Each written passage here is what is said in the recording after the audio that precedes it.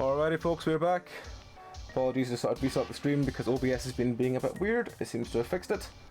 But yes, we are here and we are back and we are playing Echo. And Rowan is here as well. Hello. So Rowan, you want to, as ever, give us the quick rundown of what Echo is? Echo is a furry visual novel dating sim, but not really. It is more of a horror. It uses the format of a visual novel dating sim with very explicit tones to set the groundworks for a nightmare mirage of horrible things happening to everyone, namely mass hysteria and trauma. Trigger warnings for literally everything, depending on what route you do. It goes from child murder through to abuse and gaslighting and the world falling in on itself in a Stephen King nightmarescape as you slowly forget who you are. It's got it all. Writing is good. We have found 3 typos in 20 hours. Yep. But which for a free game on itch.io. Yep. Pretty damn good. Yep. I really like the characterization as well in this game. Like everyone's got quite a solid character with quite a lot of depth to them. Yeah. So you get, it's quite believable, you know, despite the fact that they are all furries. Yes. So feast your eyes upon the beautiful artwork. Everyone is. Some people have cloacas in this universe. Get over it. Yep. Everything is good. So yes, we have just finished Carl's Route. So we are going on 3 to do horrible endings that you can get, and well, 1 good ending and 2 horrible. Yes. And we are just moving on to the first of TJ's ones. Do you want to do a quick backstory of how we got to where we are in the story? Just when the fight happens? Yeah, we are following Chase and Otter. He is from bumfuck middle of nowhere town Echo. Echo is a horrible haunted meth town. Nobody wants to live there, including the people who are stuck there. Poverty keeps them all trapped, also trauma. He's going back with his friends who, some of them have moved away, some are still there, they're all meeting up again, and he's got like a project to film there. He doesn't really know what the fuck he's doing because he does journalism. And they're all at the river, which is close by to the lake, Lake Emma, where their childhood friend Sydney drowned. Flynn has currently called everyone out on their bullshit in a rather horrific degree, and at this point we get the who do you want to date choice. Yes. So that's probably the best way I can describe it. So yes, we are back with the. Let me just take the thing off.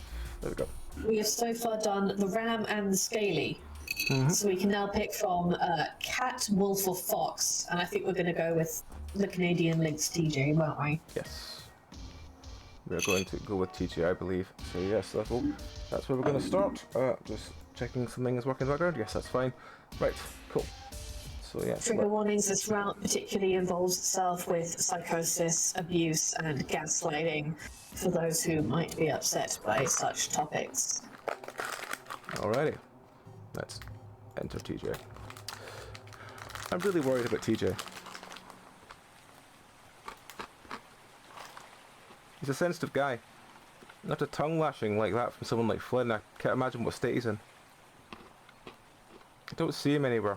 Just scan the area, but I do hear some trees and bushes fall up the riverbank. You see some trees and rivers up the riverbank. Since there's really no other place to hide, I assume that's where he's at. Sure enough, I see him immediately. He's sitting down, knees drawn up to his arm, drawn up with his arms folded on top of them. He's got his forehead resting on top of his arms, staring down at the sand between his legs. I stand there for a moment, wondering if it's just better to leave him alone. After a few seconds, I finally decide to sit down next to him, cross-legged. His ears flick in my direction, then he turns his head to the left, away from me. I notice a few wet spots between his feet. Maybe he just wants to be left alone now. Is this an important thing, or does this make no difference, do you think? I'm trying not to give you any hints here. Oh, I'm going to let you experience the horror of it all on your own. Should I save at all, do you think, for this then, or... I will save just to be sure then. Let's say something. I decide I need to break the silence. Hey, TJ! He doesn't say anything or move. You know how Flynn is, he's a dick. Again, silence. Everyone knows he's a dick. No one's mad at you. He does move then, sliding his legs out straight and leaning back on his paws. He's still looking away from me, rubbing his face and his shoulder. You want to go back and eat? Finally. I can't believe he did that in front of everyone. I'm not sure what to say, so I stay quiet. After a minute, TJ finally turns his head, looking at the river. The wind picks up, reflections from the river highlight motes of dust that swirl up around us.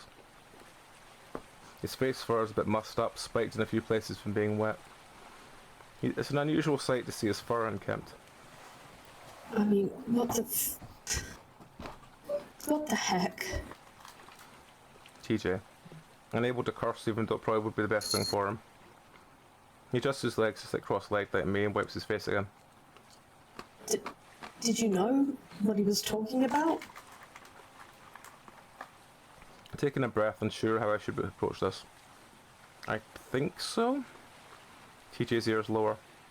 Listen, no one else thinks anything happened. We were so little, especially you. I mean, I can't believe he's doing this. I trace a claw through the dirt, drawing some wavy patterns as I try and make sense of it all myself.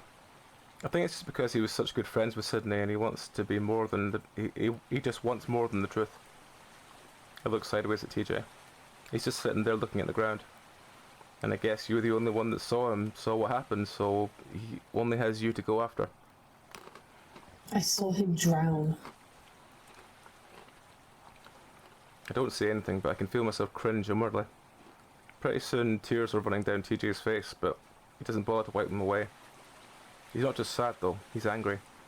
I hear it in his voice as he goes on. I saw Sydney drown, and Flynn thinks he's the only one that hurts? He thinks that he's the only one that feels like he's in a nightmare?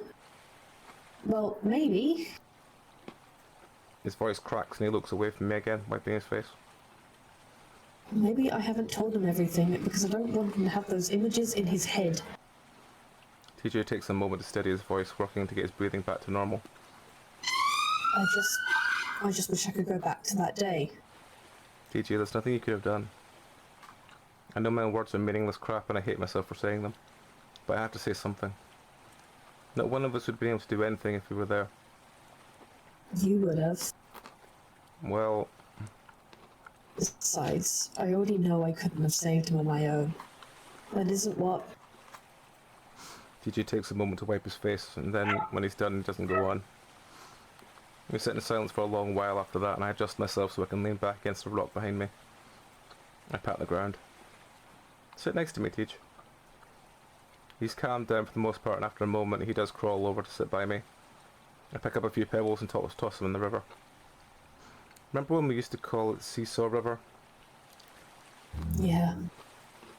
He leaves it at that, so I drop it.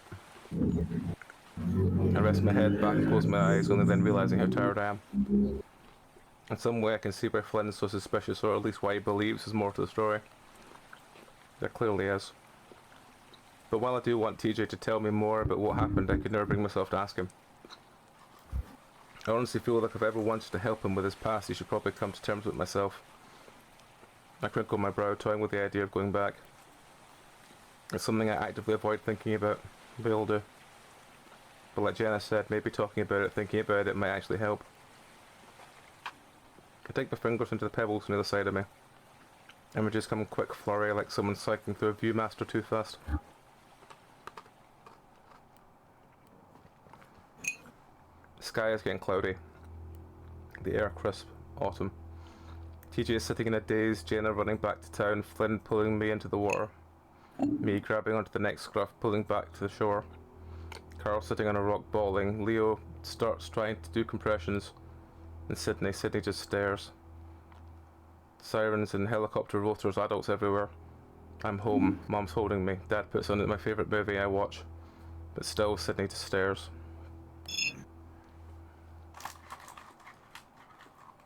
I open my eyes again, the world is blurred, the light reflecting off the river makes me squint.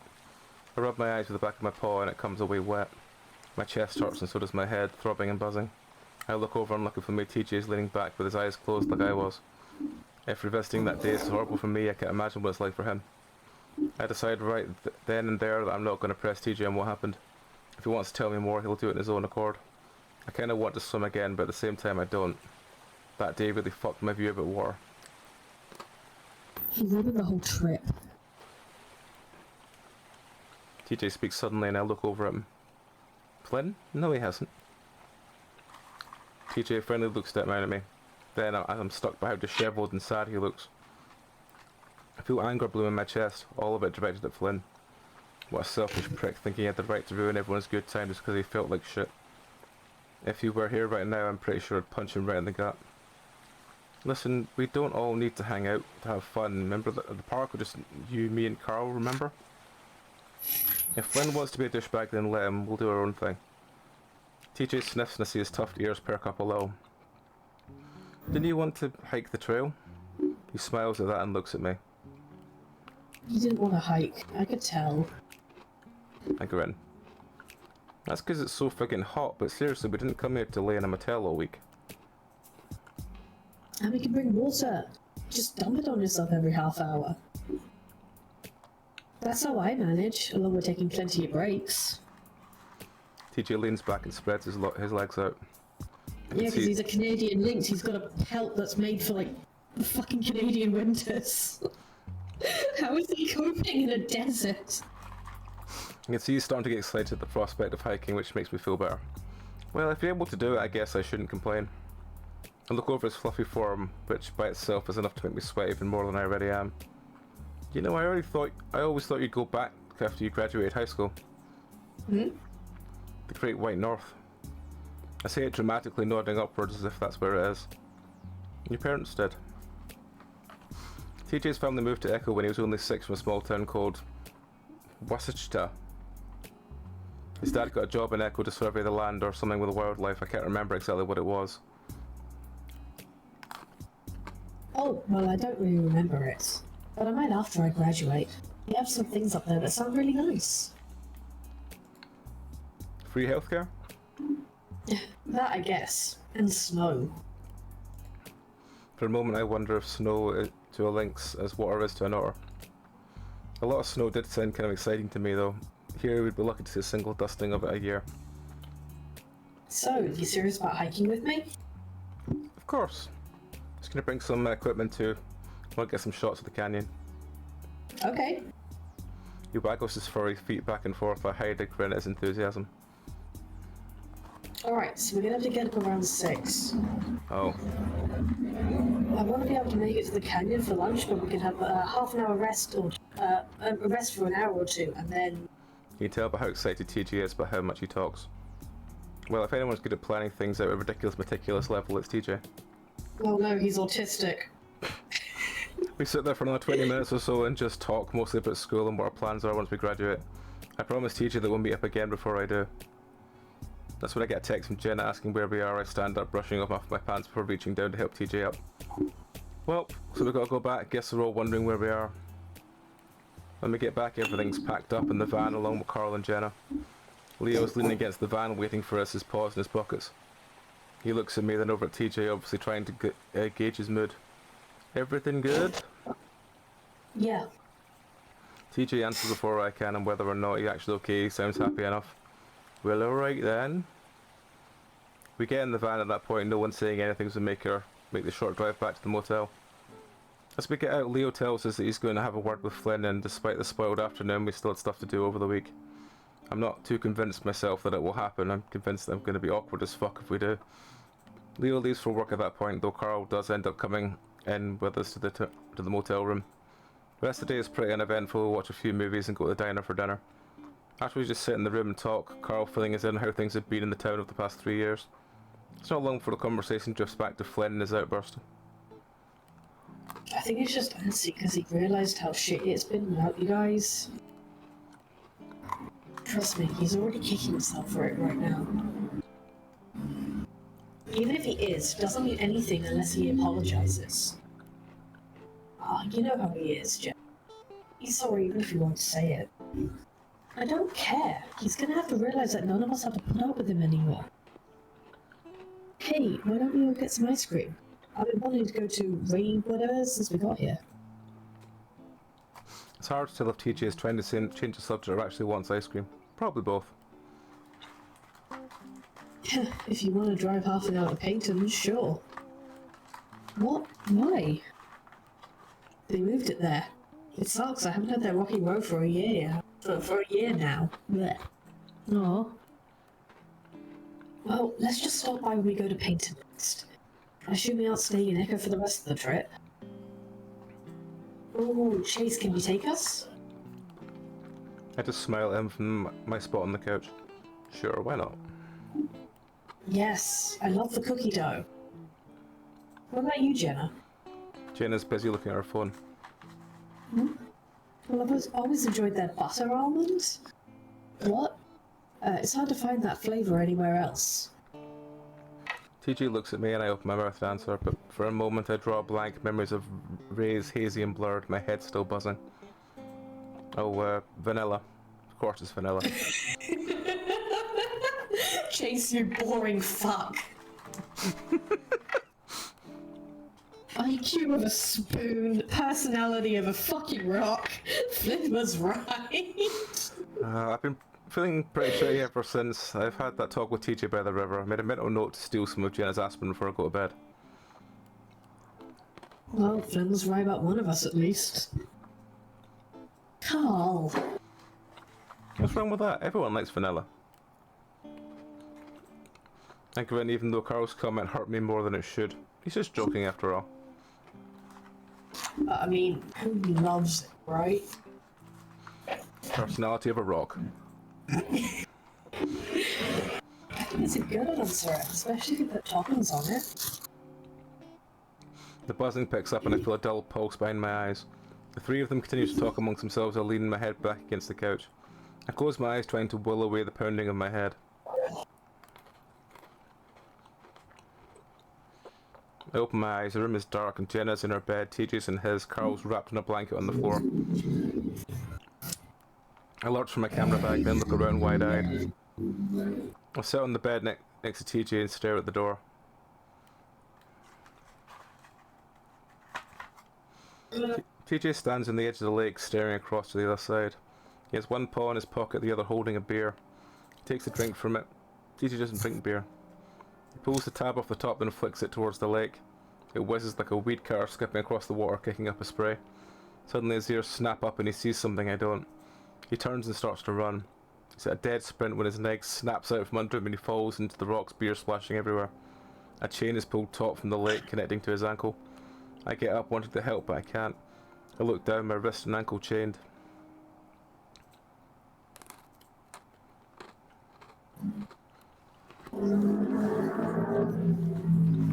Tuesday.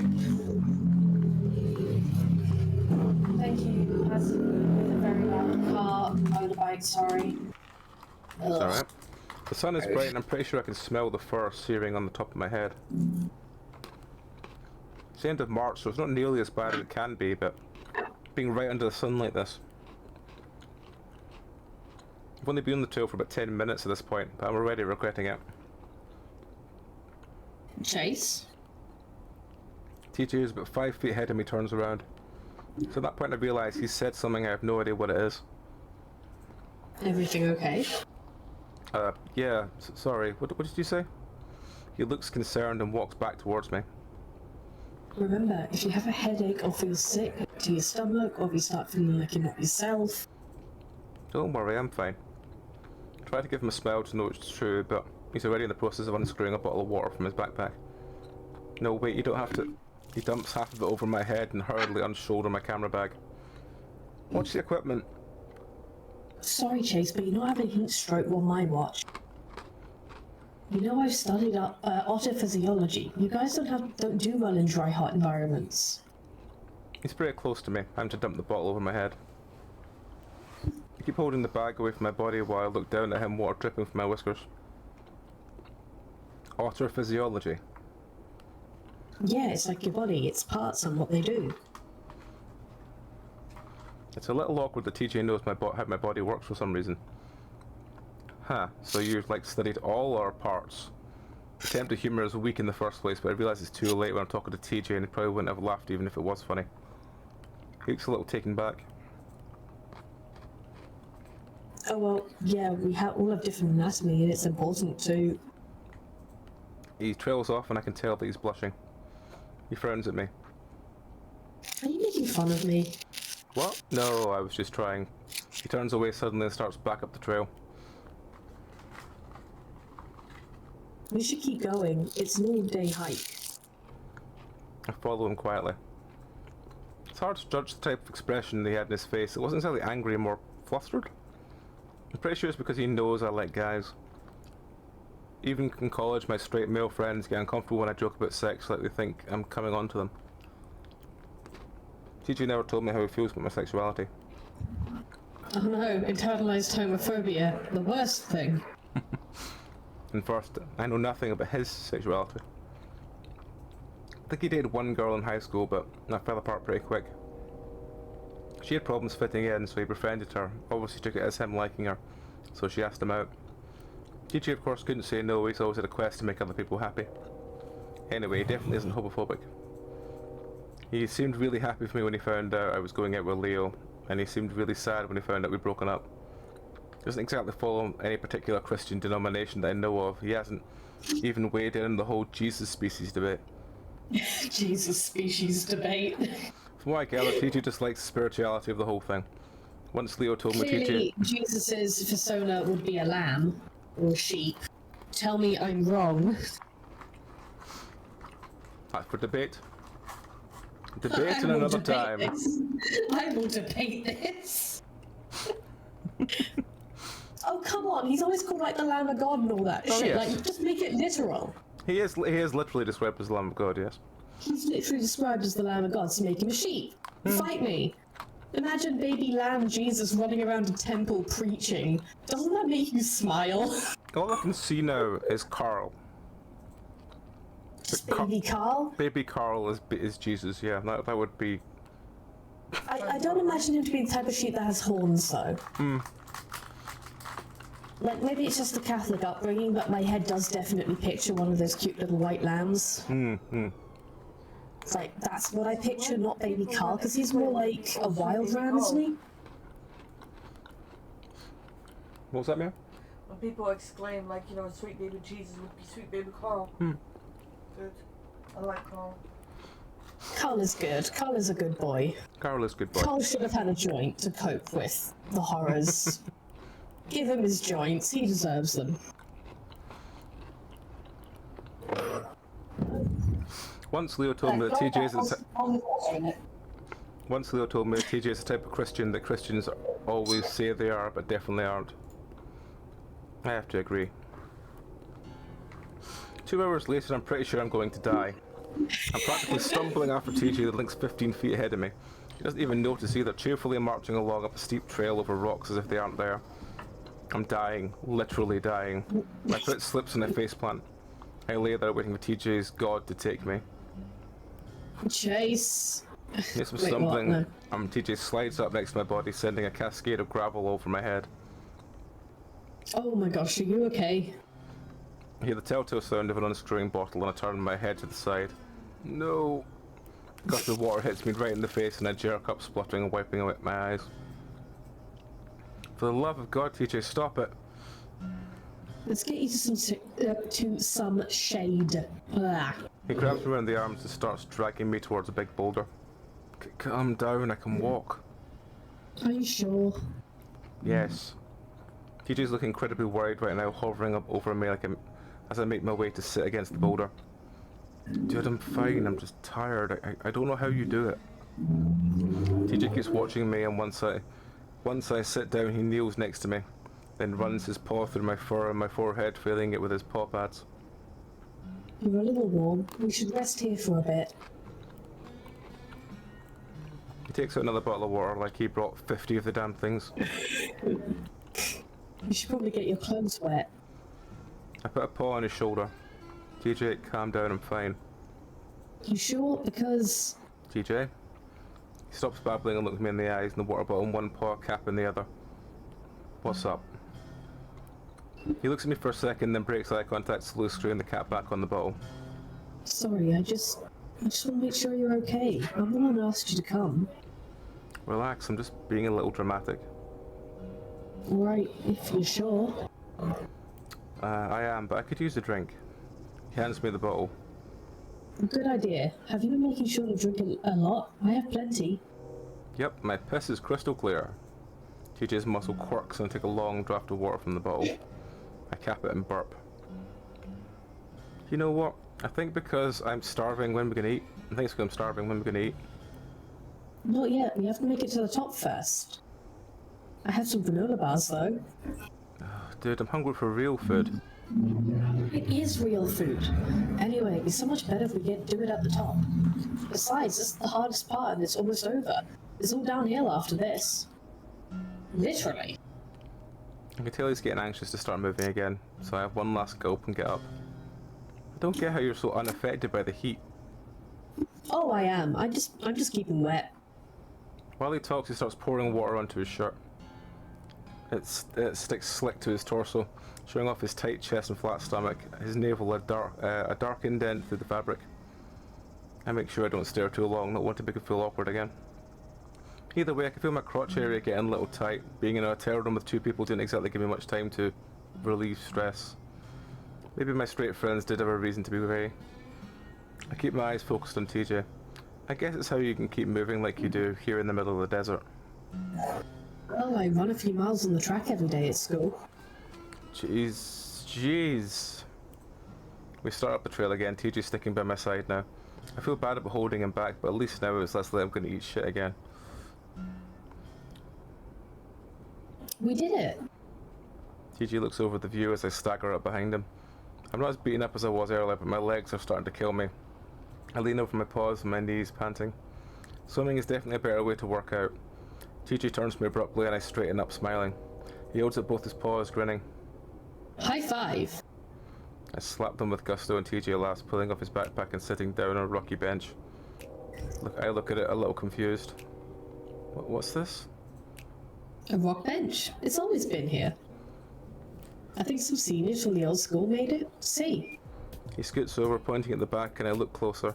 Etched out in large letters and numbers, it says Echo High, Class of 59. They used to paint the year on the canyon too. You can still see some of them. Sure enough, I see some white lines in the canyon walls, a 52 here, a 72 there. The school closed after 1980, so I assume there's nothing after that. I sit next to and lean my head back, closing my eyes. While the hike had been a massive bitch, I still don't regret coming. Not just for TJ's sake, but also because there was something nice with being isolated like this, like they're the only people on Earth. I feel a weight fall on my lap and I look down expecting to see a tasty sandwich. Instead I find a big, hairy tarantula. I freeze and my brain processes what's going on. Then I scream and take a swipe at it. At the same time doing some sort of spastic dance on the right. I slide off the bench and onto the ground where I roll several times to get it away. Holy fucking shit, son of a bitch! I roll onto my feet and stumble back further away from the bench. I scan the ground for the giant ass spider that should be after me. That's when I realised TJ laughing. Chase, calm down. It's... He holds the giant spider. Its frozen rigidness tells me what he couldn't finish. Fake. TJ's still laughing, but I'm hugging myself, shivering and flinching every time I see something spindling. I'm shocked, but not because of what just happened, but because TJ did it to me. Fucking TJ. Feeling betrayed, I glare at him and he beckons me with a paw, wiping his eyes with the other. Oh my gosh, I'm sorry. But Jenna made me promise to her I'd do it. That figures. Jenna's the type to always play pranks, and yeah, I hate to say it, but it's because she's a fox. I rub my arms down with my paws, shivering again. I can't believe you. You know how much I hate spiders. One of my worst fears has always been that of a tarantula getting into my room. I used to regularly shake out the bed sheets when I found that they lived around Echo. I'm sorry, I thought you might even fall for it. You know the ones around here are blonde, right? Yeah, TJ, that's the first thing that comes to my mind with a fucking spider in my lap. His ears do lower at that point. He stops laughing. I can tell he's trying not to smile. Listen, Chase, I'm sorry. Let's eat. I know you're hungry. Aww. My stomach is painfully hollow right now, so I slowly walk back to the bench. I try hard not to be such a spoilsport as I reach out to take my plastic wrap sandwich from TJ. He squirts some hand sanitizer on the little bottle on my paws first before he lets me. We share a bag of chips and eat quietly for a few minutes, taking in nature. Still, even out here, I'm able to hear the train horns. I feel bad about the silence though, even since I'm worried TJ will think I'm mad at him. I mean, I'm annoyed, but he's just too damn innocent to actually be angry with. The sun is beating down straight on us at this point, and still uncomfortable feeling in my semi-damp shirt rubbing against my fur. Setting aside my food for the moment, I strip off my shirt, the wetness giving me a bit of trouble. As I do this, TJ stiffens next to me. I look over at him and right away it's pretty clear he's trying not to look at me. I wonder if TJ is one of those guys that's embarrassed about showing any kind of fur. He only ever took off his shirt to swim, and even then he seemed embarrassed about it. At that moment, we both our paws slide into the chip bag at the same time. TJ jumps, putting his paw away. I look over at him, quirking an eyebrow. Sorry. For what? Never mind. I watch him take out his phone and look over his messages. When he turns the screen off, he pauses. I realise he's looking for his reflection, adjusting the fur on his face, pawing at both sides until he seems satisfied. Again, this is something he did when he was much younger, back when he was obsessed with his cheek ruffs being perfectly even. I don't say anything though. He's just an autistic cat. I don't say anything though, I just keep eating, bouncing one of my knees up and down. It's damn awkward and I can't figure out why. Unusually, usually it's hard to. It's really easy. Usually it's really easy to talk to TJ, mostly because he had a lot of things to talk about. I tried to think of something to say. Remember when I made fun of you for the way you used to say sorry? TJ gives a bright, high-pitched laugh that makes a relaxed feeling like I've just broken ice on the first date. Yeah, it's one of the first things you said to me. I remember I was trying so hard to fit in. You guys just put me right in the spot in front of everyone. The scene played out in my mind as TJ talks, an image of a 7-year-old lynx looking way too small for his puffy winter fur. He just backed into me while trying to catch a ball thrown by Leo and just turned around full of smiles. Sorry. I pointed and laughed. Don't you mean sorry? The mortified look, followed by what had become TJ's trademark run back home crying. I must have practiced that word 100 times when I got back home. There's a little pang in my heart and an image of kid TJ saying sorry over and over again, trying to get it right. Well, I'm sorry for making fun of you for it. Why? It was long ago. Besides, you were just assimilating me to the culture, sort of. If it makes you feel better, Leo did get mad at me after you ran away. TJ having trouble keeping his lettuce-wrapped turkey together. So you and him, doing alright? I think so. We had a good talk a few days ago. That's good. He gives up on holding the wrap together and instead just starts picking at the remains from the plastic. Were you lonely after you left? Try not to act surprised that TJ is asking me these questions. Yeah, really lonely. I had a terrible first semester. Oh, what about now? Kind of. I guess I haven't been able to find someone I connect with like I did Leo. Then again, the GSA at the university is practically dead, so who knows, maybe after I graduate. We eat in silence a while longer, and though it's less awkward, still trying to figure out what brought TJ to ask me those questions. I crumple up the plastic and toss it in my backpack before getting up. Alright, now I've got to find a good view to get my shots, shouldn't take too long. Oh, there's a great view of the canyon just up the trail there. He gestures in the direction with a half-eaten wrap. I wave to let him know I heard and make my way up the trail. Town's namesake isn't much of a canyon. You probably wouldn't even realise it is one without being told. I settle up as close to the edge as I'm willing to take a few shots over the side. Sorry, I'm trying to read that. It is very small. What does it say? I'm sorry, I can't read That's it. fine. Feet press pebbles over the side. They clatter down the edge of the cliff. It's really small writing. It is. It's dizzying. I dig my toes into the rocks, feeling as if I'm going to tip over.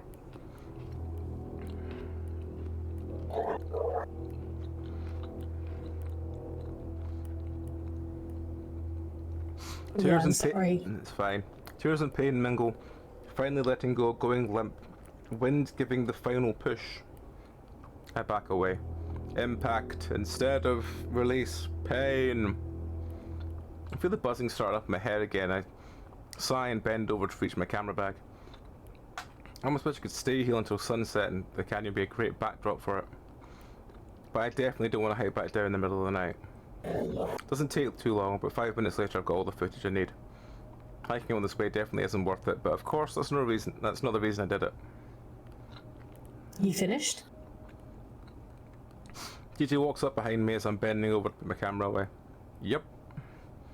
He hands me a water bottle and I take it from him, gratefully pouring over my head and chest, the fur flattening down over my body. TJ looks at my torso, his muzzle quirking at the corner a bit. You know, you kind of look like Jared Greers. I raise my eyebrow at him. Survivalist from the Wilderness channel? What, just because I'm out in the wilderness and shirtless? Well... You saying all lores look the same? No, I mean, not just because you're another. I mean, your bodies are... I mean... Again, TJ's got me questioning certain things about him. TJ, I'm kidding. Yeah, right, of course. He rubs his shoulder sheepishly as he slowly walks up to the edge next to me. Wow. He gets close to the cliff, though he does it in a manner in which he spread out his legs and arms, bracing himself against the ground. He peers over the side, looking absolutely ridiculous. We're so high up. A smirk sticking up behind him. Oh, this is going to be a save in case we accidentally kill him.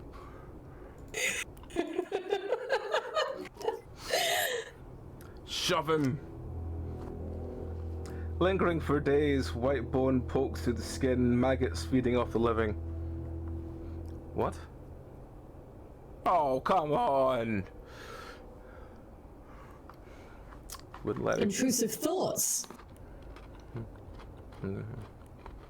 Just because I want to push him off a cliff. Grab him. Grab him. I grin and then suddenly slap both my paws on his shoulders. Yeah. He fluffs out twice the size almost instantly and flails around like a cartoon. Though I'm sure to keep my grip firmly on his shoulders, one of his windmilling paws catches me in the stomach. My laughing is cut off by a grunt as I quickly pull him back before he can accidentally launch himself off the cliff. Jesus, TJ, calm down. His waving paws finally latch onto my fur. Before I know it, he's got his arms wrapped around my body. I stumble back, clinging to him as well. We stand on that for a few seconds and I can't help but guiltily feel a little tight in the pants again. It doesn't last long though, as soon TJ lets go and swats me in the chest with the back of his paw. Are you kidding me, Chase? How could you? I'd respond, but I'm busy trying to stop laughing. TJ wipes his paws on his pants. You got all your sweat on me. Yeah. You didn't think I'd get you back after the tarantula prank? It wasn't real. I could have died. Calm down, you're safe now. I put a paw around his shoulder and pull him in close. He tenses up, but does relax after a few seconds. You're all wet and sweaty. You'll air dry. We stand there for a while and not really ready to head back yet. That's when TJ lets out a sudden loud yell that almost makes me jump out of my fur. Yeah. I put both paws over my ears. TJ, what the frick? He frowns. Where's the echo? Huh? It's called Echo Canyon. Isn't it supposed to echo? Oh, hey. I yell to TJ, lowering his ears a bit as we wait for the response. His ears perk. I think I heard it. Maybe we're just in the wrong area. We're like right in front of it. TJ leans forward as if that would help and cups his paws around his muzzle before yelling as loud as he can. Yeah. This time I do hear a return. It's muffled, scratchy, ugly, but it's an echo alright.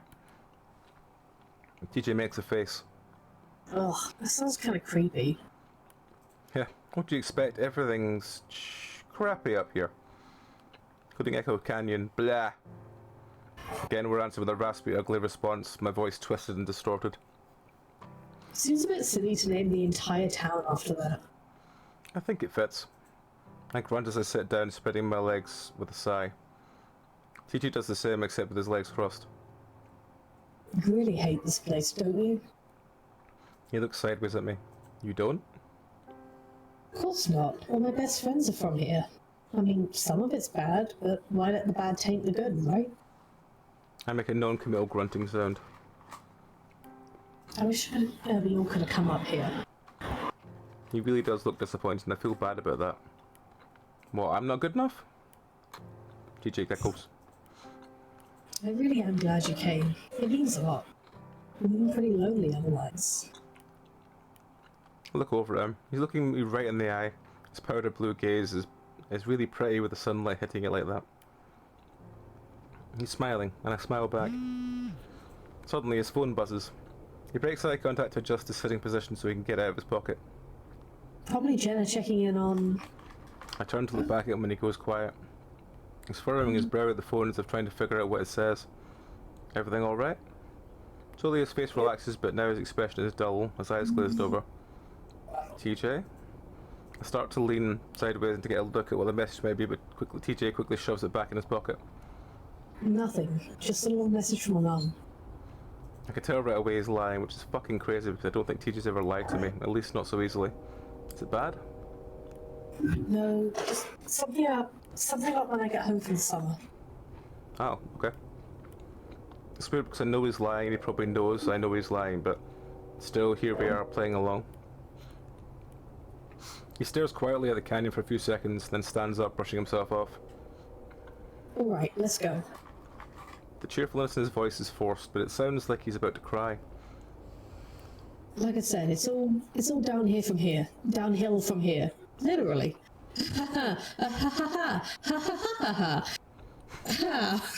He turns away quickly and starts back down the trail, wiping his face. I hang back, wanting to give him time to get over whatever it is that's bothering him. I wonder if it's something to do with his family, like a grandparent passing or something.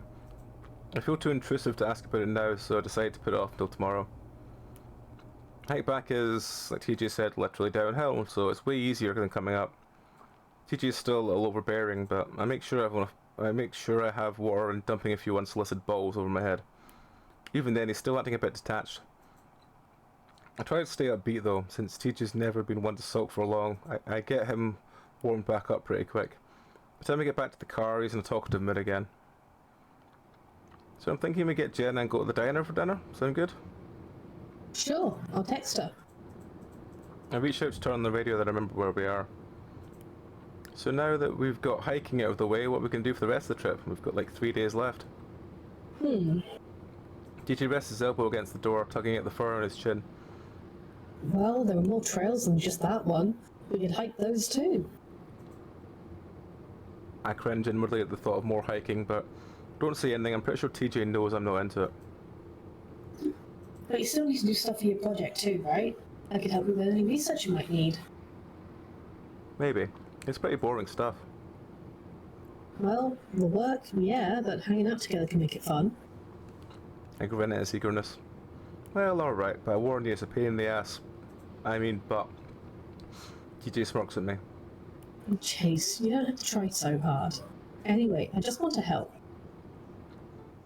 Turns out Jenna just walked from the motel to the diner, not really wanting to wait for us. Me and TJ step inside, greeted by the smell of what you'd expect in a diner, burgers and fries. I'm flooded with old memories. It's a place I'd gone to eat every weekend for 10 years of my life. I smiled despite myself. While I complained a lot about Echo, this place held incredibly happy memories, most of which involved my 5 friends. We see Jenna right away. She steps out from a booth near the door. Hey, boys. Hey. Sup.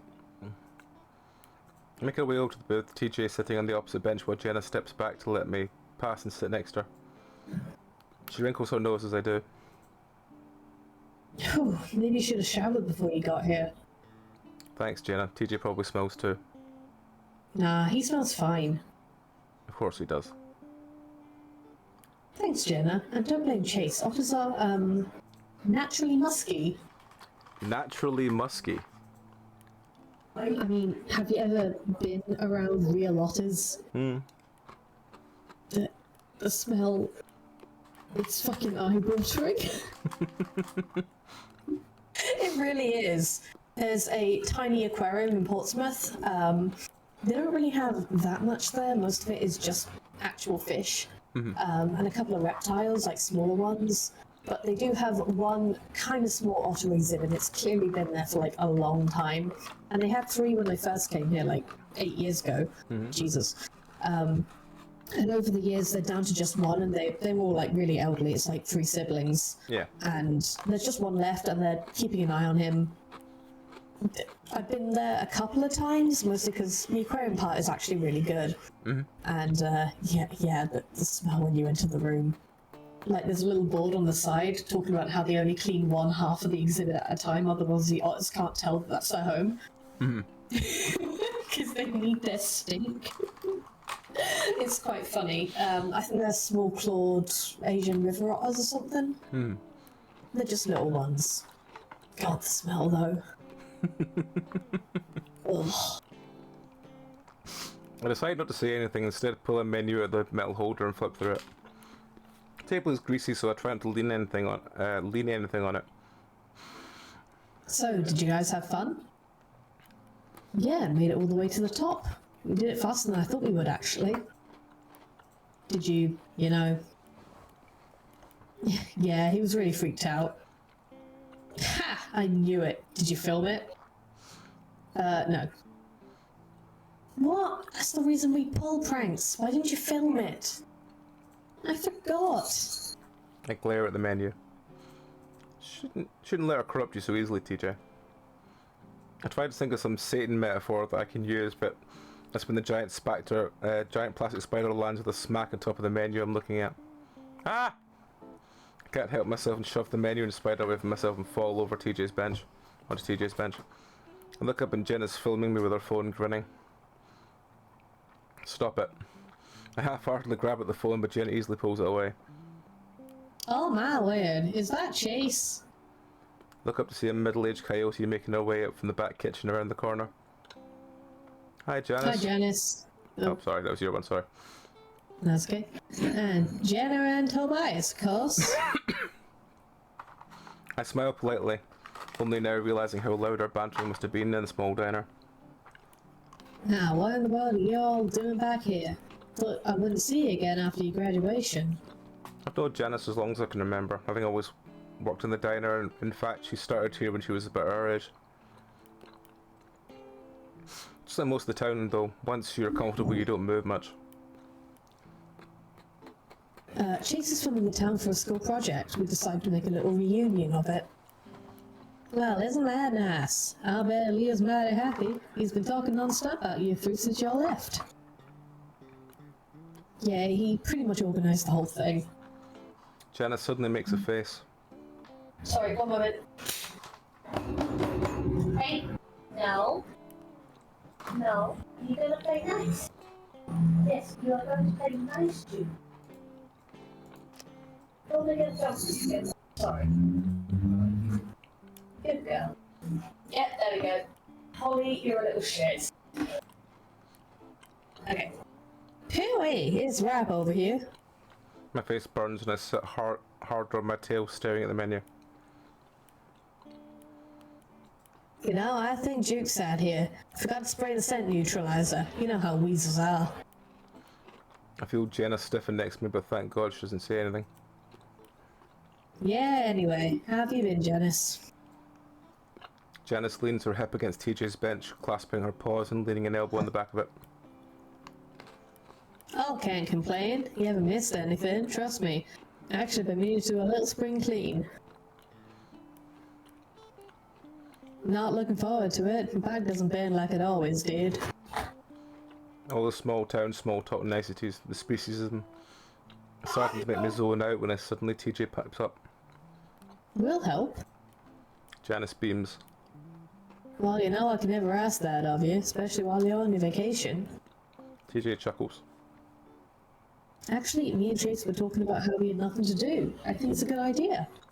I can see from Jenna's tight smile she's feeling exactly the way I am. TJ and his goddamn need to be a good Samaritan.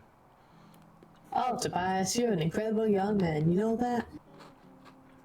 We just wanted to be of help, man. When can we come over? Oh, I don't know. How about sometime tomorrow evening, when it's all nice and cool? Sure. Well, thanks again, Toby. You're really one of a kind. TJ beams up at her, then at me. and frowns as he sees the look on my face. Now, what can I get for you? After Janice takes her order, she bustles off to the back. She bustles off back to the back, leaving me and Jenna to glare at TJ. TJ at first pretends he doesn't notice and starts to adjust the salt and pepper shakers, trying to place them evenly between the menu holder. That was nice seeing her again. We don't say anything. Finally the tension becomes too much and he gives up on the salt and pepper shakers to look up at us. What? You know exactly what. We didn't come here to clean up Echo's mess. Speaking of which... Jenna reaches past me and grabs a towelette and starts wiping the table, wrinkling her snout. Disgusting. There's no harm in helping someone. Chase, you told me you didn't know what else we could do. She just starts to doodle on a napkin with one of the curling pencils from the pack they leave on the tables. Honestly, Tej, I'd rather hike another trail. Please don't. I'm marinating in your otter musk right now. God damn it. Chase! Glaring, I nudge Jenna to slide off the bench so I can get out. When she does, I stomp my way over to the single restroom. I sigh as I let the heavy door ease shut behind me, pressing on the push button style lock. Quiet coolness as it is a welcome relief, even if it's just a restroom. Put my palms in my eyes and rub them in a circular motion, trying to ease the headache that's been building up since the afternoon. I stand in front of the sink and run my paws under the faucet for a while before bringing up some water to my face. It feels good, but the headache continues to pound. In fact, it feels like it's getting worse. I squint at the mirror, the light suddenly becomes too bright for my eyes. Is this a migraine? I've never had one before, have I? I continue staring at my face, feeling the pressure build. Pretty soon there's a strange sound in my ears, like a tuning orchestra. I feel my heart rate pick up. What the hell is this, a stroke? Am I having a stroke? At that moment, looking at myself in the mirror, my eyes just drop. They move in towards the centre of my face. At the same time, the sides of my muzzle curve up unbelievably high, giving me a ghastly smile, one that goes up and up past the top of my head. Fleetingly, I remember playing with my laptop's camera once, putting on the effects so my face would distort in ridiculous ways. It's almost exactly like that. Then the earth gives way, falls out from under me, and my paws to slap the sink as I hold onto it to stop from falling sideways into the wall. The fuck? My voice squeaks as I try and find my footing. I shut my eyes and stop myself from throwing up, and slowly my roaring dies down and I feel myself regain my balance. I crack my eyes open and see the face is back to normal, the light and tolerable level again. I open my eyes the rest of the way and stare at myself, my reflection staring wide-eyed back. I'm breathing hard, my chest heaving, pupils dilated. Looking down at my knuckles, I see the skin is white through the fur. I slowly let go of the sink and look at my shaking paws. What the hell? My muzzle is dry and I swallow a few times. I take a drink, but I don't trust the dirty faucet. After a few moments, I'm able to calm down, realizing I'm probably not dying. In fact, my head feels pretty clear at the moment. I'm pretty sure it's a migraine. Migraines can do that to people, right? I draw in a shaky breath before grabbing a few paper towels from the dispenser. I run them lightly under the water, adding a few pumps of foamy soap as well. Mom has migraines all the time. I'll call her about it tomorrow. Able to keep my paws steady now, I run the soaped up towel under my arms a few times. After a quick look to make sure the door is locked, I undo my belt, push my pants down, boxers around my thighs. If I really want to take care of the musk spell, I'm going to have to go down underwater. Go down under. As I run a few more paper towels under the faucet and soap dispenser, just as I'm sliding the towel against my tail base, I hear a knock on lever style handle and rattle. I jump and look back, not really worried since I know it's locked, because this place is a fucking piece of shit. I'm just in time to see the button lock pop out. The handle swings down, the door opens up enough for Lynx's head to poke through. There I am, pants down, paper towel under my tail, looking like I'm wiping my ass while I moon my Christian best friend. I think we stay like that for at least 10 seconds before TJ blinks first. Oh my gosh, sorry. He squeaks out so fast I barely hear it before he yanks his head out and the door closes with a snap. Fuckity fuck. I snarl between my teeth, scrub myself, then throw away the towel. I feel like I'm gonna cry. It's the entire universe is conspiring against me right now. I sigh and wash my hands, realizing that the longer I delay going out there, the stupider I'm gonna look. When I come back out, I see TJ stand up immediately, his eyes straight ahead as we walk past each other before he heads into the bathroom. Jenna stands up, slipping back in the booth. Everything alright? Yep. As we sit back down, Jenna sips from her glass of water, then starts sucking on an ice cube. So I know TJ had fun, but did you? I drum my fingers on the table, still feeling a bit numb from embarrassment. Yeah, it was fine, just about as miserable as I thought it would be. No surprises. Honestly, I actually kind of wish I'd gone out with you two. Oh yeah? Then I remembered the AC's a thing, and I didn't feel that way anymore. At least you're built for that kind of weather. True, doesn't mean I have to like it. So what do you do? Sit around all day? I studied for a while, then Flynn and Leo came by, actually. Oh really? Yeah, they wanted to have lunch with us. Leo was pretty disappointed when he found out you weren't there. Hmm. He brought up a bunch of presents for Carl and had me choose the one I wanted to give him. How thoughtful. Jenna shrugs. Anyway, Lynn was pretty quiet. So she doesn't say anything more. She doesn't say any more, so I press her. Oh? Yeah, just kind of subdued. I guess he might be feeling sorry. I don't know. Well, here's hoping he comes around. Anyway, they're planning a surprise birthday party for Carl. Isn't that not for a few weeks? Yeah, but we want to have it while we're all here. Jenna drags a drop of condensation around the inside of her glass for a moment. Just between you and me, and don't tell TJ this, because I told him I wouldn't tell you, but he said he was really glad to have you. He says you're what he misses most about this town. Really? That kind of surprises me. We were really good friends, but to say that I was what he missed most? I look outside again. The sky is painted red, orange, and almost looks like purple. He drew this so I could see what happened when he banged you, to make up for not calling I it. look Thank back. you, motorbikes. I look back down at the table as Jenna slides over the napkin TJ had been doodling on. A stick figure with a thick tail, I assume, May, is lying on the ground, mouth bigger than his face as he screams. Next to him is a giant spider. Standing over them both is a stick figure with big tufted ears, I assume TJ, with its stick arms put up over his face, clearly feeling guilty. Cute. Isn't it though? Despite my sarcasm, I really do think it's cute, especially the TJ figure. Oh, shit. What? I forgot my purse. She stands up. I'll be right back. Huh? Why? I'll pay for you. Don't worry about it. The motel's like 5 minutes away. You can pay me back. But she's already out the door. I sigh watching her make her way down the road through the window. That's when TJ slides back from his bench. Back onto his bench, I quickly look down, feeling my cheeks burn all over again. Sorry about that. Just wanted to wash up too. I don't know why. Considering TJ looks kempt no matter what he does, I force myself to look up. Funny drawing. He looks at the napkin and gives a little laugh. She showed that to you? Wait, where'd she go? Forgot her purse. Ah. We sit in the unbearably awkward silence for a while before I finally sigh and lean my face against the paw as I stare hard at the window. Okay, so I wasn't wiping my ass. You know otters have glands. Jace. I look over at TJ and he's smiling. I know, I shouldn't have opened the door. You were just taking a while and I wondered if you were alright. I look up as I see Janice making her way over, her food on a giant tray. I guess it's really the lock's fault. Oh, having problems with the restroom door? Make sure it's shut real tight. Should lock then. Thanks. As I place to sit down, I'm faintly surprised at the portion sizes. I'm not used to getting this much in the city. Janice immediately bustles off to another customer. And, you know. I look up from my giant sandwich and fries, grabbing my ketchup bowl. Aww. Sorry, the kitty's being cute. It was kind of cute. TJ immediately looks down, pretending to read the menu, although we've already ordered our food. I feel like my brows are almost going to shoot off my forehead as I stare at him. What does applewood smoked even mean? Oh no, you're not getting off that easily. Did you just call my butt cute? No. TJ's ears fall flat, and I'm kind of satisfied that he's the one feeling embarrassed right now. I just like otters have cute tails, that's all. I snort. Yeah, I can see by the way you drew mine here. Sorry. Don't be. So yeah, I'm testing the waters here.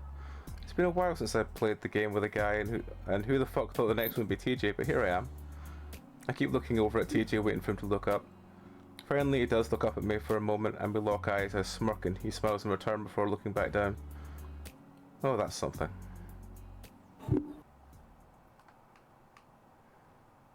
I sit on a big rock next to the shore, watching the tiny waves lap on smaller rocks. Across the lake, maybe half a mile away, I see my friends, all of them floating on something. It's my car. They're all in my car. Leo's driving. He's got sunglasses on. Even from this distance, I see him look across the lake at me. He waves, then makes a finger gun, shoots at me, making a clicking sound with his tongue. Flynn sits next to him, head back, sleeping. Carl's drawing on his face, while Jenna sits in the back, reads, and TJ... Where's TJ? There he is, swimming after the car. Colours fall flat and I feel sticky and sick. Something isn't right. I'm at the canyon again, looking over the edge. TJ's on the ground, he's staring at me, maggots in his eyes. Something moves in the bushes next to him. Something... a paw? Is that a paw? He reaches out towards TJ. The lake. I'm staring at the lake, but the day is clear, the sky is blue, and there are things in the water. 5, 6 things float in the water. Bodies. Bodies float in the water. I watch the bodies float, bobbing up and down. One looks really familiar. This isn't right. This isn't me. What is this? Swimming across the lake, I see something across the lake. There's a tool shed. A tool shed across the lake. I see the door open. There isn't a tool shed next to the lake. Something steps out.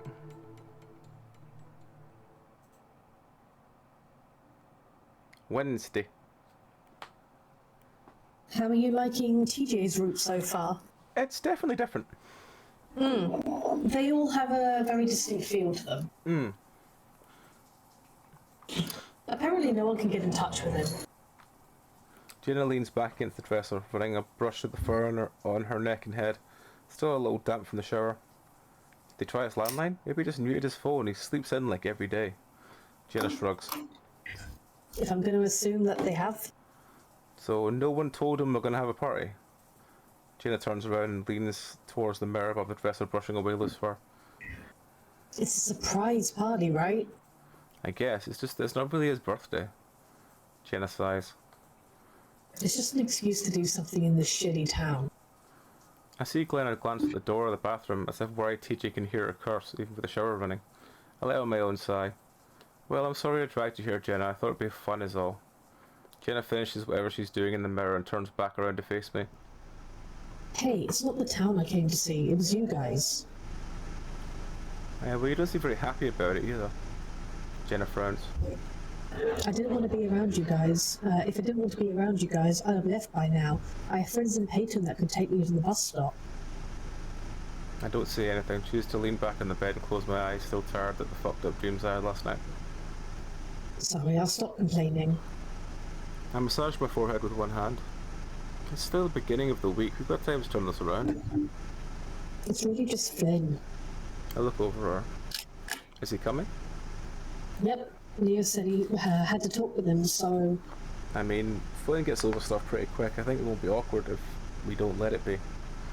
Jenna looks at the shower door, the sound of the dryer blowing loudly behind it. It's not really Flynn I'm worried about. The things he said to TJ. I rub my eyes. If it gets to that point, me and TJ will just cut out early and go somewhere else, maybe Janice's place. I open my eyes to look at Jenna. You going with us? Jenna smirks at me. I think I have some studying to do. Oh, come on. Anyway, what if Flynn has another... She immediately cuts herself off at the door, suddenly cracks open. I see one of TJ's blue eyes looking through the opening. The eyes widen and the door closes again. Suddenly it swings back open and the lynx comes striding out in just his pants. Excuse me, Jenna. Jenna moves over and TJ reaches into one of the drawers to pull out a polo shirt. Forgot my shirt. He mumbles before turning back around and hurrying to the bathroom. I catch a glimpse of the insides of his ears are bright red. The door snaps shut once again. We both stare at the door for a while before Jenna speaks up again. If Flynn can keep his mouth shut until the end of the week, then we might just be able to get through this. I stare out the window as we roll down the dusty streets of Echo. Honestly, it doesn't look much worse than how we left it. The roads might be a little worse, but I assume that's because they haven't done any maintenance since winter. I'm regretting not letting him know we're coming. You know, you'll be lucky if he even gets his ass out of bed. We'll call him then. And what if he doesn't answer?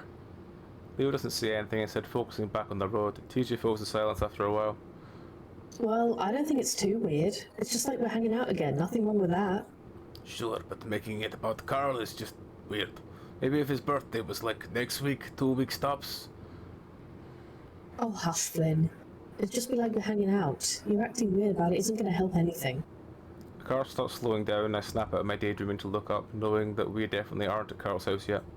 That's when I see a round canine figure standing further up on the side of the road. She's standing in the dirt that separates the road and the field in front of the broken and rusted barbed wire fence. I think it's Janice. I look over at Leo and he seems concerned, his brows furrowed as he carefully steers the car right up next to the Coyote. I can see why. She's crouched over, elbows in her knees, staring at the ground. Roll down your window, Chase. I do as he says, struggling a little with the old crank handle. The hell is she doing out here? We come to a stop next to the Coyote, kicking up some dust. I don't know. Hey! Leo leans over me and smiles at Janice, who's still looking at the ground. Everything up. Leo's voice cuts off in a weird choking sound. I look at him confused and look back at the window and I can't help myself but gasp. It was hard to tell from the angle, all the dust kicked up by the van, but now I see that Janice has her pants down around her ankles, around her thigh. I also can see everything else. I sit back quickly, averting my eyes, looking out the windshield instead. What the fuck? Oh my god, Leo, keep going. Jenna whispers that her voice strained. Sorry. Leo stops talking and I get a chance glance out the window again. Janice is looking at us now and she's smiling. It's a weird smile because it isn't touching her eyes. It's unnerving. Leo stares back. Leo, go. I hiss out the side of my mouth, staring out the windshield again. He seems reluctant to, though we're looking concerned. Janice, do you need some help? His tone is one you might use to a toddler or a crazy person. I don't hear her say anything except maybe a grunt. Leo bravely keeps trying though. We can give you a Leo stops talking for the time me to hear a pattering sound. The sound I recognise as well from back when I would take a piss on the dirt roads would echo when no one was around. The van lurches forward and we resume a smoother acceleration back onto the empty road. Holy shit, what the fuck was that? I don't. Leo's frowning, looking as confused as I've ever seen him. Should I go back? No. I look back to see TJ covering his face. Maybe she'd be having some kind of psychotic episode.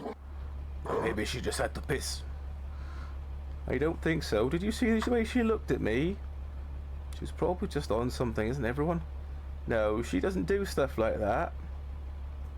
Well, maybe she does. You'd never know with people. Again, Leo doesn't say anything, and neither does anyone else. I glance back at TJ, who's sitting in the very back seat with Jenna. He's got his ears down, looking into his lap where he's fidgeting with his hands. I know he's probably thinking the same thing I am, which is we're supposed to help Janice with her spring cleaning or whatever. I want to ask him about it, but his dead silent van making me feel now isn't the best time. I fucking told you. Leo stabs the doorbell again. Frustration echoed etched across his face. Can you please keep the cursing down just a little bit? I can't help but notice TJ wince at every F-bomb. I've been keeping his distance from Flynn and always standing the opposite sides of our little group. I shift the bag I'm carrying around in my hands, trying to look at the frosted glass on the side of the door. Maybe he's getting high? He should be able to hear. I mean, maybe he just doesn't want to? TJ holds up his phone. He's not answering his phone either. Leo knocks on the doors hard. Leo knocks on the door hard, his biceps bulging. Well, I guess breaking the door might get us inside. Leo stands back, pauses at the waist, and takes a deep breath. He's determined, and I guess he should be considering he set all this up. We should have told him to meet us at the diner or something. Do they lock their windows? What? Leo growls. It's not like we're breaking in. TJ's ears pinned back, a frown in his face. Both was upon his forehead, closing his eyes.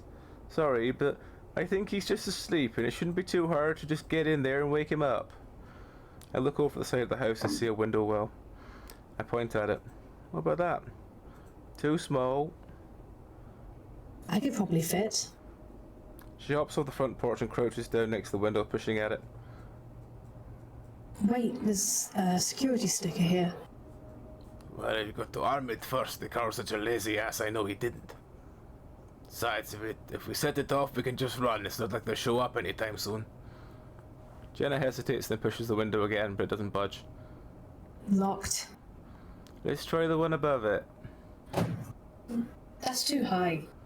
I'll boost you up. I think it's going to be a little far. Leo ignores him and stands next to the window before making a platform for Jenna's foot with his paws. Steadying herself with her paws against the wall of the house, Leo easily lifts Jenna as she manages to grab the ledge. Fucking hell, this is so fucking stupid. Flynn mutters next to me, but I ignore him. Jenna pushes against the window and it glides open easily. Yeah, now I'm gonna boost you all the way up. Hold on. Careful. Like there's some kind of cheerleading duo. Leo shoves Jenna all the way up with one paw and she disappears through the window. Her bush tail was the last thing we see until she pokes her head back through. Kitchen. I fell in the sink. Great, now unlock the door. She disappears again and we make our way back to the front door. Leo, you're fucking crazy. If you don't shut your fucking mouth, Flynn, I'll kick you right in your vag. Sound good? Had to reread that several times in his accent to get it right. Jesus, calm here. Leo turns on him, one foot in front of the other. Flynn shuts up. TJ's eyes are wide even though he's staring down at the steps. I want to put my arm around him. Finally we hear the door rattling and it opens. Called his name, but he didn't answer. Well, he's got to be here. It's not like he can go anywhere but want to. Carl's house is as massive and immaculate as I remember it. It says a mansion after all. Maybe less immaculate than I remember. There are a few wrappers and pizza boxes in the marble counter. I assume that's because Carl's parents aren't here to tell him not to be a slob. Flynn immediately heads up the stairs. Yo, Carl! I set the bag down on the table and TJ sets the cake there too. I look over at him. You alright? I'm good. Why? Just asking, so I rub the back of my head trying to think of how to bring it up. What is it? Janice? Oh, yeah. TJ mirrors my pose, rubbing behind his own head. I'm actually really worried about her. I mean, should we still go? TJ looks at me surprised.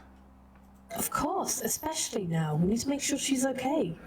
Oh yeah, maybe we should. I actually don't feel like we need to do anything at all since she's probably just really, really high. I was going to suggest that we at least postpone the visit till tomorrow, so she had time to calm down. But TJ's shock at my suggestion has me holding my tongue for now. Chase, you check in the back. TJ downstairs. Leo barks us for hustling past towards the hallway. We both look at each other before I shrug and head out for the back door.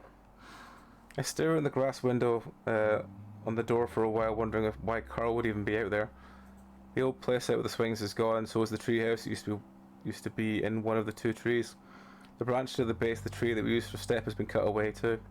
Carl and I used to play up there in that treehouse all the time when we were younger. I open the door and step out the concrete steps. I feel a pang of sadness seeing it gone. I had a lot of memories up there. I can remember the day when we started building it. I mean, Carl's dad had built a base of it, but left the rest up to us.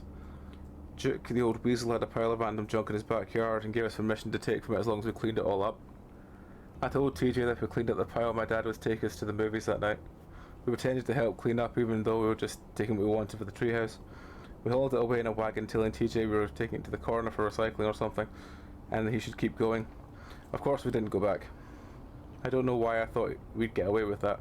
Apparently TJ was there for 3 more hours before Duke came out and found what had happened. I was grounded for the longest I'd ever been. I cringe and close my eyes, face getting hot at the memory of being forced to apologise to TJ. Fucking asshole. I mumbled to myself. We were especially cruel to TJ a couple of years. It's probably because of the age difference. Me and Carl had been 10, TJ was 8. For some reason 2 years felt like 2 decades when you're that old. Still, there wasn't an excuse for how shitty I was to him. Even after that happened, we never let him up to the treehouse. It was real shit. I was a real shitty kid, but I know TJ doesn't hold it against me. Still, the idea of taking advantage of TJ and trusting nature is just so terrible. I sigh, giving the rest of the yard a cursory glance to know Carl's not out here. I'm a little worried, but I'm sure there's some sort of explanation for where he's gone. I turn back around and sign to help with the search inside. That's when I see a flash of fat orange and grey tail disappearing down the downstairs steps. I blink. Jenna walks past. I'm gonna look in the garage. I don't think he's even in the house though. Okay. As Jenna heads for the garage door, I head for the stairs. The cool air wafting up from the dark hallway ahead of me is marked contrast from the heat of outside. I fan out my shirt a bit as I look at multiple doors lining the hallway. The only open one is at the end of the hall though, and I can hear a low voice coming from it. It's Flynn for sure. As I pad up to the opening, I can start to make out what he's saying. But I just wanted you to know that I'm not mad at you, okay? I don't hear a response, I just stand outside the door. From here, all I can see is a few cardboard boxes and a neatly made bed that probably hasn't been touched in years. I guess storage room? Come on, man, I'm trying. I was mad yesterday and I shouldn't have fucking said that. Flynn's voice came further into the room on my left. I grit my teeth, wavering between what's going on and just hoping for the best and let it play out. I need to go. I was just trying to figure out. Don't. I hear some rustling in the room and that's when I realise I have to step in. I hold onto the door frame as I poke my head in. Flynn is back, TJ up in what looks like the doors of a closet. TJ's carrying the corner while Flynn has his hand links his shoulder, grabbing onto the fabric of his shirt. TJ's ears are pinned flat against his head and he's looking up at Flynn with a grimace. Then his eyes flick to mine and he notices me. Let me talk for a sec. Flynn notices TJ staring over his shoulder and he jerks his head in my direction. The second he sees me, the hand drops away from TJ's shoulder. We stare at each other for a few seconds and I swallow loudly. You guys find Carl? My question sounds all the more stupid in the dead silence that follows. Flynn's gaze travels to the wall over TJ's head where they stare coldly for a few seconds, his jaw working furiously. I start to worry he's summoning up another one of his tantrums. Instead, after about 5 seconds, he turns on his heels and walks out of the room. I have to move out of the way as he brushes past me. When I look back into the room, TJ has already moved to stand in front of the mirror on the wall. He straightens out his shirt and vigorously combs his fur on his face. He does a weird back and forth on his cheek ruffs with his other hand, even though they look fine to me. TJ? TJ snaps his head in my direction, one of his ears twitching. Are you okay? I'm okay. TJ says it fast and loud, giving his shirt one last tug. Let's keep looking for Carl. He makes a point of looking around the room. I don't think he's here. As he moves past me to leave the room, I grab his arm. He jumps and looks back at me, eyes wide. I quickly let him go, realising just how closely I'm mimicking what Flynn had done just a minute ago. Do you wanna... Nope. I blink in surprise. Nope, I don't want to talk about it. Sorry. His ears are down again, he's looking at the floor. Let's just keep looking. He turns away again, I feel like I should say something more. I want to make him feel better, get him away from Flynn. Do you want to go for a walk or something? TJ turns back around to stare at me questioningly. I mean, to keep looking for Carl, he's not in the house, so maybe he's gone somewhere around here, around town. TJ nods understandingly, the distressed look melting off his face. Oh, that would be a great idea. We could tell Leo. Oh, should tell Leo. I feel a surge of relief in having been able to distract TJ, and now I want to keep getting going. Luckily, we don't see Flynn on the way out. A distracted and frustrated Leo quickly waves us off as he continues to search in the ground floor bedrooms. Probably got high and passed out somewhere, he mutters absent-mindedly as we head out the door.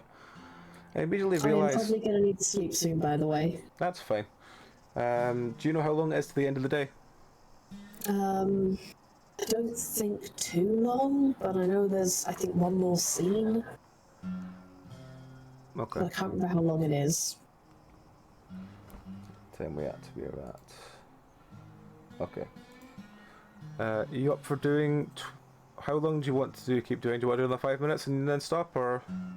I can do another 5 minutes, yeah. Alright. It's just because I'm up at like 4:45. No, fuck, yeah, that's fine. Alright, we'll do like Yeah. 5 more minutes, try and get a good point to stop. I realised immediately what a bad idea it is when stepping out into the sun. TJ, on the other hand, brightens up the second we step out of the mansion. That, at least, makes me a little bit better. We walk in silence for the first few minutes, looking at the rolling hills and mountains, cactus and sagebrush. It's one of those days where I'm not sure if the heat is worse coming from the sun above me or baking black asphalt under my feet. How's school going for you? I blink out of my burning alive trance and try to focus on the question. Oh, it's okay, just kinda tedious, you know. At the same time, I get a pang of panic realising how much work is still needs to be done on my project. I'm able to convince myself that I still have half the week. I'll figure something out. What about you? It's great. Athletic training, right? Yep. So what exactly do you do? Train people for sports? PJ laughs. Well, it's more to do with injuries, recognizing them and preventing them and treating them if I can. I didn't know that's what you do. So you're like a doctor or something? He laughs again, but like always, TJ is able to do it in a way that you don't know if he's laughing at you. You know he's not laughing at you. Definitely not. That'd be like really hard. I guess you could say an athletic trainer in it is a healthcare professional. Cool. I tried to keep from panting. Sorry. I thought you would have been more like, you know, coaching or something. You like sports. TJ shakes his head. No, I'll be terrible at that. I can't yell at people all day. Is there even a degree for coaching? Oh, so that's your... Is there even a degree for coaching? I think people that want to coach just get a teaching degree in history so they can teach. I make air quotes. At high school while also coaching. They teach to coach. Oh yeah, that's how it was last week. I step on a particularly sharp rock and bite my lip to keep from yelping. I just really wanted to do something involving athletics. Do you like it, the whole athletic training thing? Yeah, it's my first year, so who knows, but I think I do. So you just like helping people.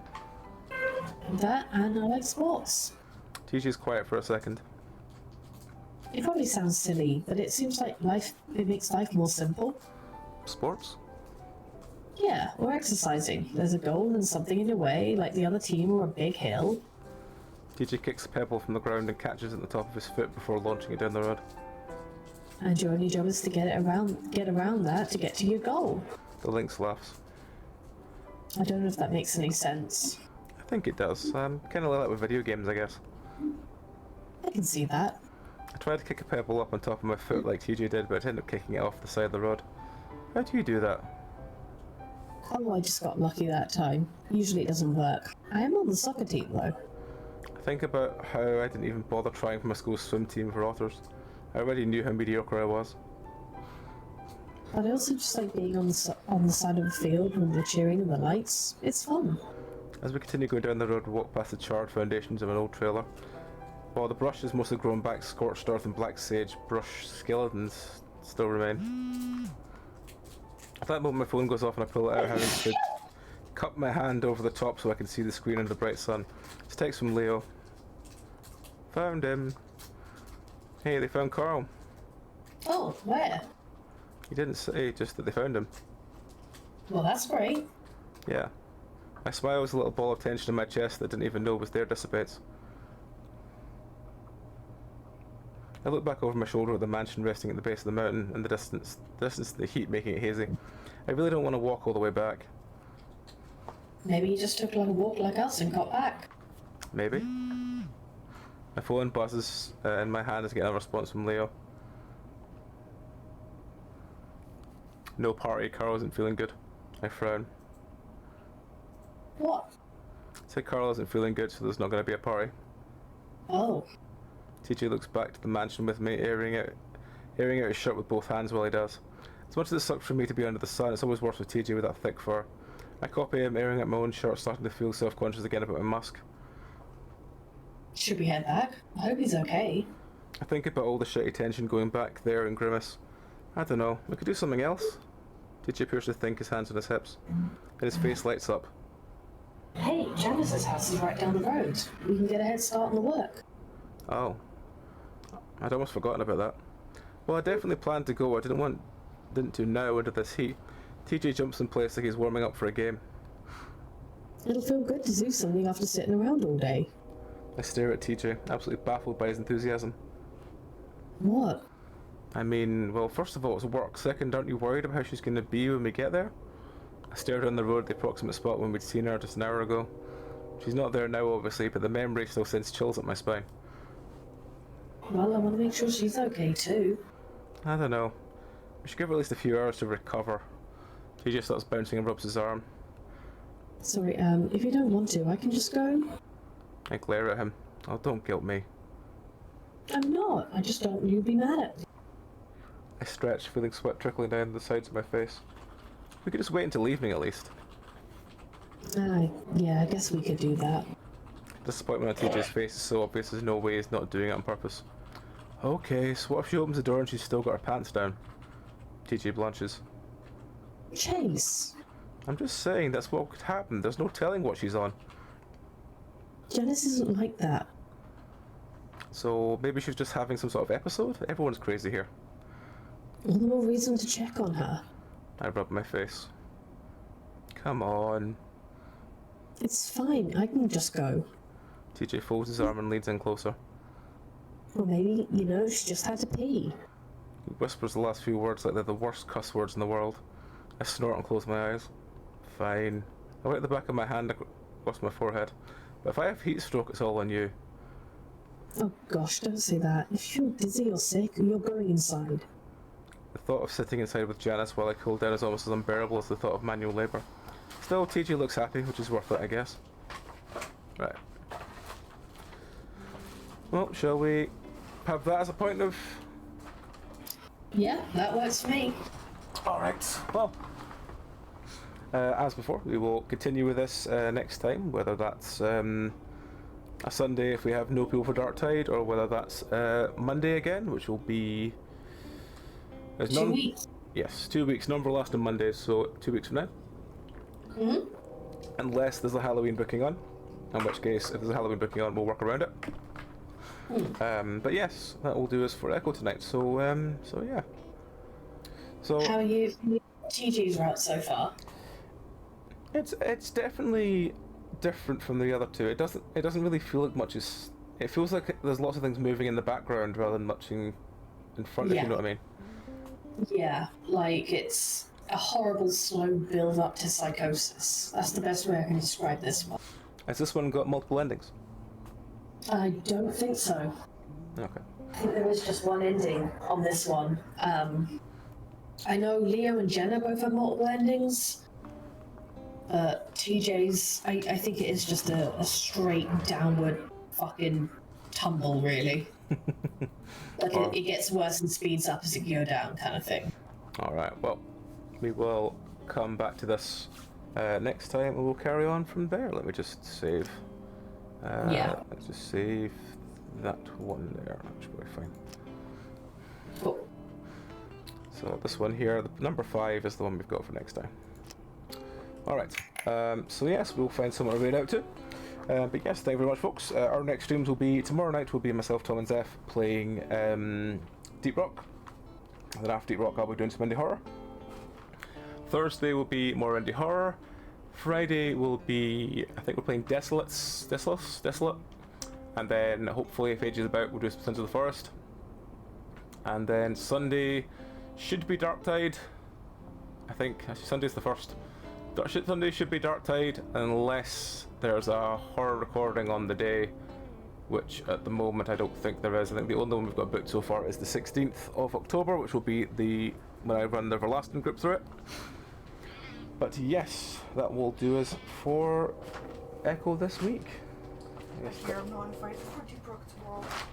you are invited for Deep Rock tomorrow. Did I not say you as well? I'm sorry. I meant to say you as well. So yeah, we will find someone to roll into. Who do we know that's on? Let's see, who do we know that's on? There's a few people on. Let's go...